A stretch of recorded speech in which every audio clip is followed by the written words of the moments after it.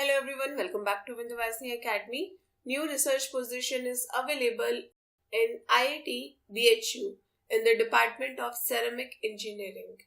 The name of the research post is Research Associate. Number of vacancies available 1. The title of the project is Solution Spray Processed SNO2 based Electron Transport Layer for Perovskite Solar Cells. The project tenure will be up to 20 months. Let's look at the essential qualification. Doctorate, PhD or equivalent degree in material science, ceramic, physics, chemical or chemistry, metallurgy, electrical, electronic engineering, or having 3 years of research, teaching and design development experience after MSc, ME or MTech.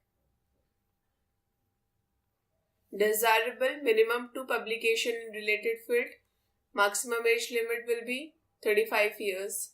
Salary will be provided 58,000 per month. The detailed notification along with the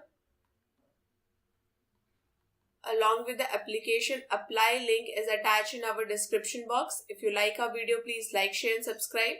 Please don't forget to press the bell icon to get the latest update. The last date of receiving application form is 6th of April 2025. The last date of application form is 6 April 2025.